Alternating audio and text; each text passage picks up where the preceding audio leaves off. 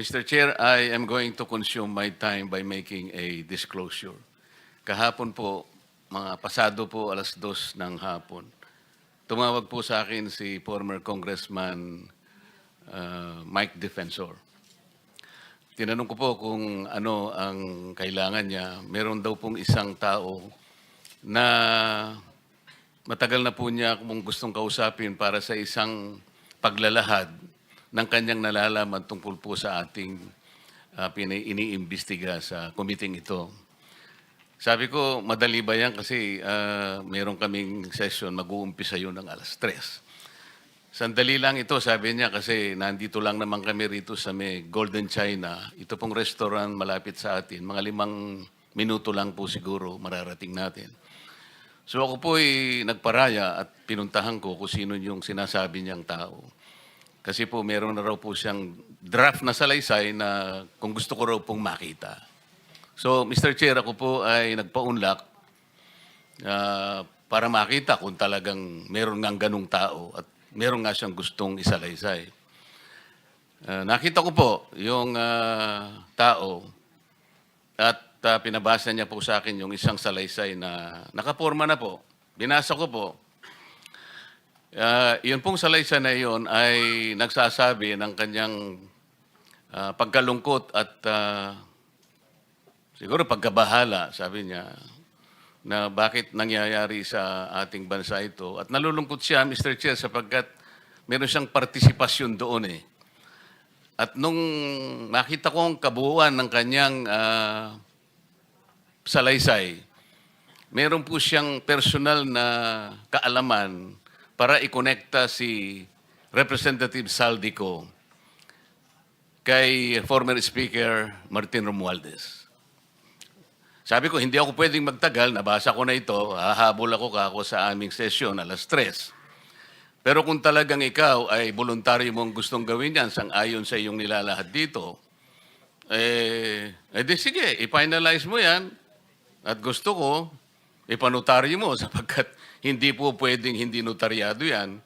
At kung buo ang loob mo at talagang yan ay matagal mo nang iniisip, pumunta ka ako bukas ng umaga sapagkat meron kaming pagdinig. Mr. Chair, nandito po yung tao at hawak ko po yung ilang piraso ng kanyang sinumpaang salaysay. Kung po pwede po sana natin siyang tawagin ngayon, para ngayon siya po ang mismong maglahad ng kanyang salaysay sa ating gitna. Okay, you may call him. Mr. Chair, I'm calling Mr. Orly Regala Gutesa para po humarap siya sa atin. Mr. Gutesa, kayo po ay umupo dito sa may gitna. Pakibigyan mo ng copy si Mr. Chair. Bigyan mo si Chair. Mr. President. Bigyan mo si Mr. President.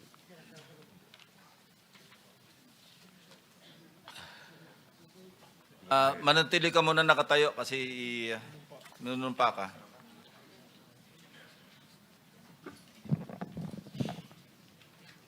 Raise your right hand. Yeah.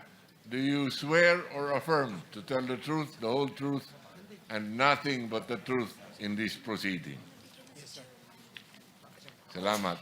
Take your seat, please. You may proceed. You may continue. Salamat po, Mr. Chair. Mr. Gutesa, kaninang ako'y nagpapaliwanag para ipakilala kita. Narinig mo yung aking sinabi. Yes, Your Pwede mo Honor. bang i-confirm na kung ano yung sinabi ko ay yung nangyari kahapon? I confirm, Your Honor. Salamat po. At ngayon po ay hawak ko nga ang inyong sinumpaang salaysay na nung draft ito ay binasa ko. Ganun din nga po at wala namang pagbabago. At gusto ko lamang pong sabihin ninyo na mayroong pirma sa ibabaw ng pangalang Orly Regala Gutesa. Kayo po ba ang nagpirma nito? I confirm, Your Honor. At gaya po ng sinabi nyo sa akin kahapon, voluntaryo ninyong ginawa ito at wala namang namilit sa inyo. At katotohanan yan, ako nga po ay ininyayahan nyo para makita ko yung inyong salaysay. Yes, Your Honor. Ito po, ipinanotaryo ninyo. Nakikita ko rin po. Totoo po ba itong notaryong ito? Totoo po, Your Honor. Okay. Ngayon, kayo na po ang magbasa para sa ganun ay marinig po ng buong kapulungan. Pwede po niyong basahin ang inyong salaysay. Maraming salamat, Your Honor. Mr. Chair, can he proceed? He may proceed. Ako po'y nagpapasalamat sa pagkakataong ito. Sa Senate Blue Ribbon Committee, Senador Ping Lacson, sir. At sa iba pang member na nandito po. Ako po si Orly Gutisa, may asawa, nasa tamang edad, Pilipino. Makatapos makapanumpa na ngayon sa umiiral na batas ay nagsasaad at naglalahad ng gaya ng mga sumusunod. Ako po ay lumabas upang magsalita sa isyu na ito. Bilang isang dating sundalo, inaalay ko ang aking buhay para sa ating bansa. Sa pagkakataong ito, nagdesisyon akong magsalita at maglabas dahil ayokong maging masama ang kinabukasan ng aking mga anak, apo ko sa darating na panahon. Ayoko pong naririnig ko at napapanood ko sa pagdinig ng Blue Ribbon Committee. At ngayon ko po napagdugtong-dugtong yung naging partisipasyon ko po sa anomalya at korupsyon na ginawa at lumalabas sa hearing na ito. Yung palang pera na binubuhat namin at dinedeliver mula sa masamang gawain na nagdulot ng baha na ikinamatay ng tao at imbes na gamitin ang pera sa edukasyon, medikal at programa na mapunta lamang pala sa bulsa ng mga politiko. Mabigat po sa akin magsalita dahil may pamilya ko. 4 ang anak ko, nag-aaral pa. May asawa ako at nangangalaga sa aking mga anak at marami akong kasama sa operasyon na may kinalaman sa ibabahagi ko sa inyo. Nagtatrabaho lang po kami ng mga kasama kong sundalo sa Philippine Marines. Huwag sana isipin na aking mga kasama na nagtatraidor ako. Ako sa aming trabaho at pinagsamahan dahil pare-parehas kaming may pamilya at gusto lang naman naming ayusin ang kinabukasan ng bawat isa. Wala akong iniisip na kapahamakan para sa kanila, bagkus ang gusto ko lang maiayos ang kinabukasan ng bayan at lahat kami. Noong December 5, 2004, na-hire ako bilang security consultant sa Ako Bicol Party List or AKB kay Congressman Saldico. At nasimula ng duty ko kay Congressman Saldico. Bawat umaga, nagre-report ako sa BGC sa Horizon, sa Bonifacio Global City, kung saan nakatira si Kong Saldico. Tuwing may duty at detailed ako sa basura, it means itong basura, ito yung box ng pera na pinag-uusapan natin sa kasalukuyan. Mr. Gutesa, mag-stick ka lang sa binabasa mo. Huwag ka nang nag-a-adlib. Kung ano yung nandito, basahin mo lang. Yes, Your Honor. Tuwing may duty detail ako sa basura, pumupunta kami sa 28 Ladybug Corner, Dragonfly, Valle Verde 6, Pasig City. Tagabuhat lang ako ng malita ng basura. Ang ibig sabihin ng basura ay malita na may lamang pera. Ang bawat malita ay may lamang humigit kumulang 48 million pesos.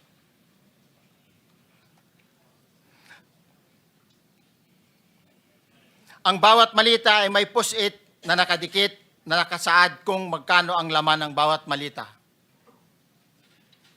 Tuwing may duty detail sa basura, may pumupunta na tao na magde-deliver ng basura at nire-receive ni John Paul Estrada at Mark Tiksay.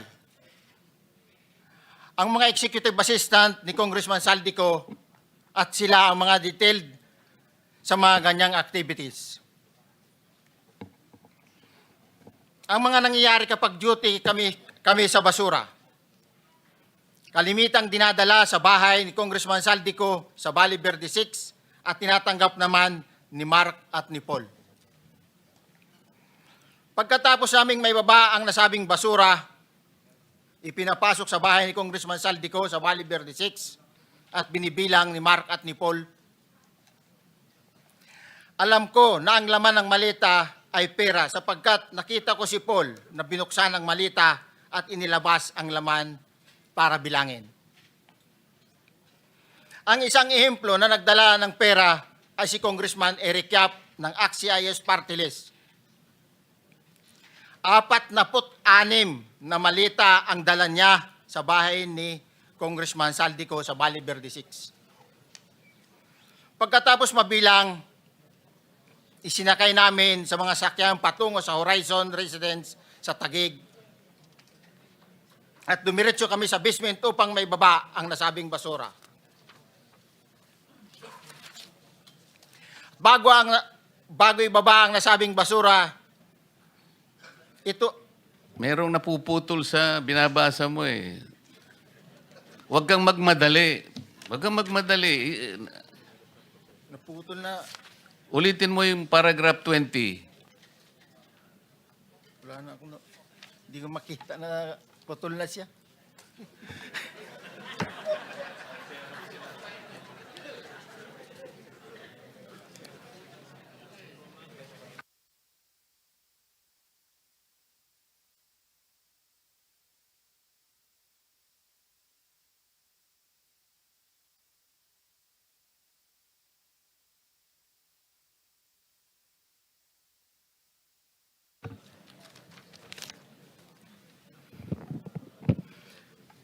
Pagkatapos, mabilang ang sinasakay namin sa mga sakyang patungo sa Horizon Residence, Taguig. Pagdating sa Horizon Residence, dumidiretso kami sa basement upang maibaba ang nasabing basura at dalhin sa unit ni Congressman Saldico sa 56th floor sa nasabing lugar kung saan siya nakatira. Bago ibaba ang nasabing basura, ito ay bawas na. Halimbawa, nag-akyat kami ng 46 na malita.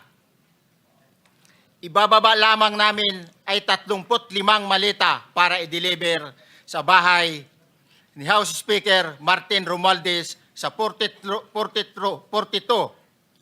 McKinley Street, Taguig. Ang labing isang malita ay naiwan sa taas ng 56th floor sa Horizon Residence. Humigit kumulang 3 beses ako mismo ang nag-deliver ng basura sa bahay ni Congressman Saldico sa Horizon Residence at sa mga bahay ni Speaker Romualdez sa 42 McKinley Street, Taguig. Mas maraming pagkakataon na nagde-deliver kami ng basura sa bahay ni Speaker Romualdez at sa bahay ni Congressman Saldico dahil iba-iba kaming mga nakadetailed na close-in, backup at advance party na nagkakaroon ng rotation. Sa huli, ako po ay nagnanais na mapasailalim sa Witness Protection Program dahil alam ko po nanganganib ang buhay ko at ang aking pamilya sa ginawa kong paglalahad na ito. Sa katotohanan na ang lahat ay nilagdaan ko, ang salaysay na ito ay kusang loob at walang anumang pamimilit at bunsod lamang ng hangarin matulungan ang ating bansa. Ito po ay nilagdaan ko, Your Honor. Thank you, Orly. Before you proceed, meron lang ako papakitang litrato sa iyo. No? I-confirm mo, kasama na rin si Bryce, kung yan ba si Paul na binabanggit mo. I confirm, Your Honor. Yun nga po, Your Honor. Siya po. Okay, so, yeah, for the record, andito po yung litrato nung binabanggit na si Paul. Ang palyado nito.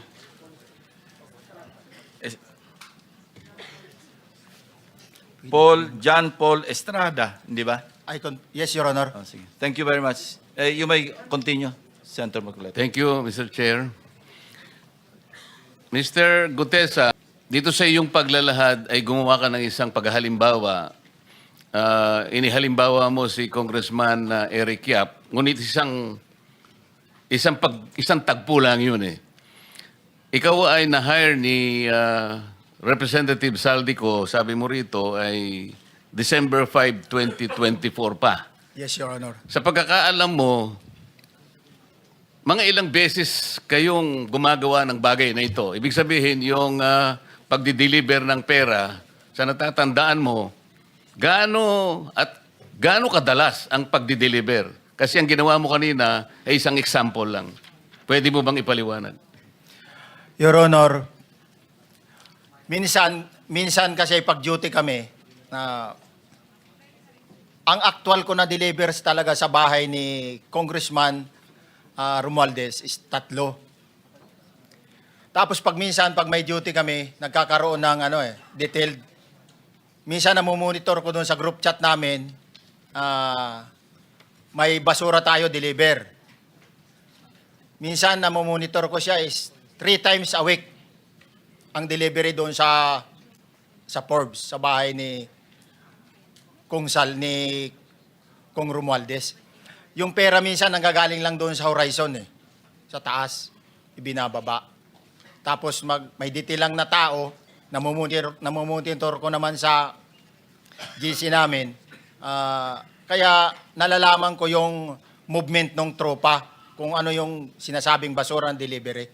Your So Honor. yung delivery o yung movement ng tropa nagaganap average 3 times a week. 3 times a week, Your Honor. Nagsimula noong December 2024.